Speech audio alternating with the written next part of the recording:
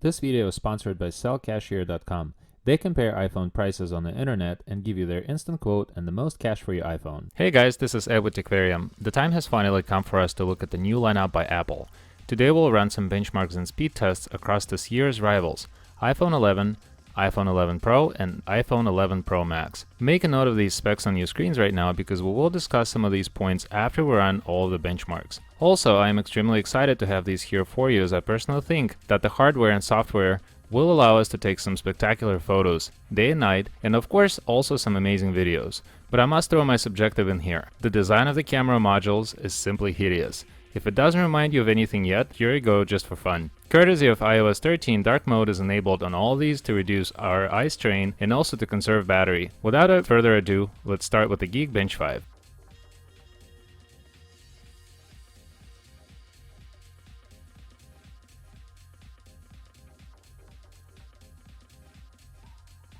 So the total runtime on the iPhone 11 Pro was the fastest, it was a little over 2 minutes, followed by the iPhone Pro 11 Max. As you may have noticed, I actually started the Geekbench CPU test a little bit earlier on the 11 Pro and the 11 Pro Max and just a fraction of a second later on the 11. And what you can see is the obvious proof that all these devices carry the same chip. They carry the same CPU, which is the A13 Bionic by Apple. And this is really extremely important because we are now having the same CPU performance in all three devices, even though they're from the different price range or different size category. But there's absolutely no winner in this particular test simply because they do carry the same multi-core CPU, and even though the score slightly differs across the three of these, it really is a negligible difference, and we certainly can tell that it is the same architecture and it is the same CPU.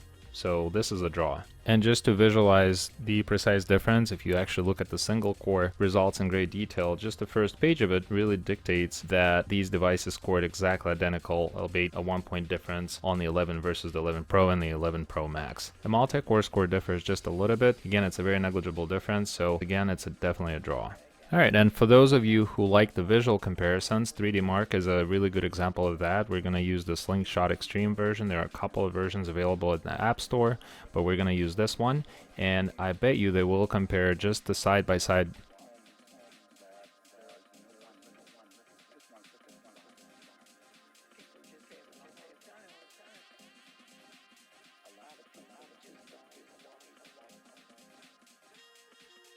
And I had to slow down the fast forwarded section of this part of this video. As you can see, Slingshot Pro Extreme actually got stuck on the iPhone 11 Pro, which is some kind of a glitch, but the phone is not responding to touch at all, so I might actually have to restart this thing entirely, which has never happened on one of these straight out of the box. It's a spectacular device, but what happened there, we don't know for sure, but every program code written is a code, so something must have happened in the memory at this point in time where it halted the entire app.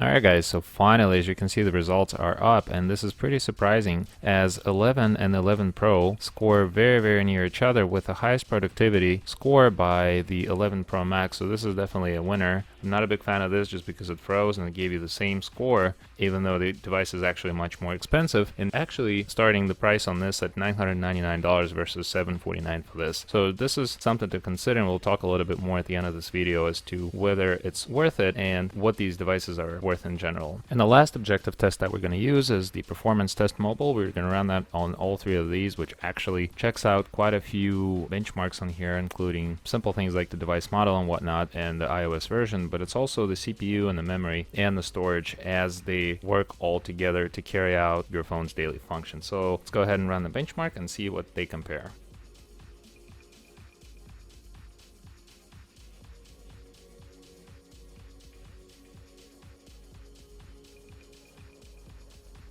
Alright guys, so the results are up, and the CPU score is nearly identical on all three of these. We will not get into much of a discussion why they may be different, and The second item on here is the disk writing and the storage read times in megabits per second, and that score is nearly identical, with the exception that on the 11 Pro Max it's just slightly lower. The difference is definitely negligible. You won't notice that in the day-to-day operation of the phone. With the memory here, which gets nearly identical score on all three devices here, and also the 2D operations that are very close. Three-dimensional, they score very closely, with the 11 Pro Max scoring just a little bit lower, possibly just because of a larger screen. But other than that, this is a very interesting benchmarking app that is very objective, and this is certainly a draw in this comparison here. Alright, and the last but not the least, but it's a little bit more subjective, and this is what you're going to be doing with your phone.